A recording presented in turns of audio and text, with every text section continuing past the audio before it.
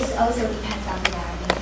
As I mentioned before, all those tubes have a uniform diameter, outer diameter, 500 nanometers. So for different wall thickness, they will have different inner diameter. Oh, I see. And then should you not plot this as a function, as a ratio of the thickness to the inner diameter rather than just the inner diameter? Rather than just the thickness of the bilayers? Yeah, that also a method to plot the ratio. Yes. Recalling the actual length model we calculated before, the value is about 1 gigapascal. So how to explain the 300 megapascal difference? What can we learn from this difference? Here, I proposed a possible explanation. Suppose this is an undeformed liquid tubular wall. When it's bearing axial loading, the main resistance will come from the polymerized anion linkage between liquid molecules. When it's under the radial direction loading, the main resistance will come from the interdigitation between liquid layers.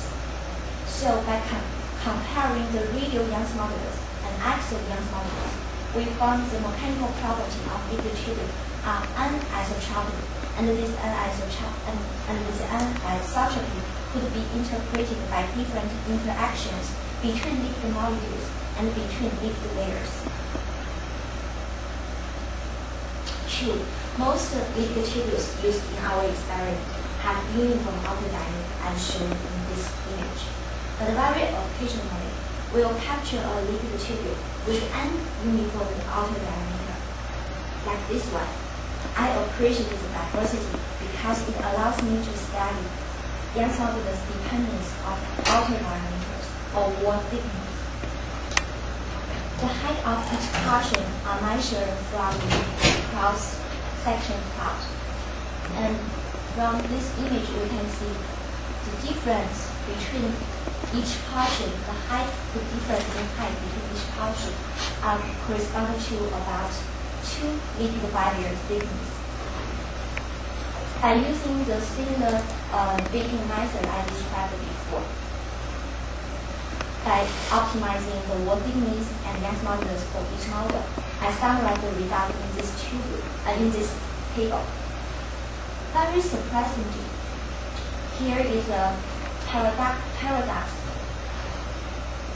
With the wall thickness increase from about 4 liquid bilayers to 10 liquid bilayers, the Young's modulus actually decrease. This is completely with conventional wisdom, right? But here, I'm going to put a possible explanation. It's easy to understand the liquids as an outer surface of liquid tube experience different environment compared to internal liquids. So they may also have modified property as well. Accordingly, we can assume the liquid tubule a composite tubule with the outer layer and the inner tubule. The bending rigidity are equal to the sum of the bending rigidity for each composite. So derived from the equation 1, we can use equation 2 to fit the experimental data by adjusting the 3 given parameters: the Young's modulus of inner tube, the Young's modulus of outer layer, and the thickness of outer layer. Here is the taking result. You can see the Young's modulus of outer layer are much larger than the Young's modulus of inner tube. So here is the explanation. We can imagine for thick wall tubule, the contribution of outer layer is much more than the contribution of outer layer in a thin wall tube. These results are pretty convincing because the thickness of outer layer is just equal to the thickness of one liquid bilayer. And so far I have been talking about the elastic deformation of the tubule. Next, I'm going to talk about the collapse of the tubule. When the loading force is increased to a certain number, there will be a drop at the force, and the value at this point is a critical force.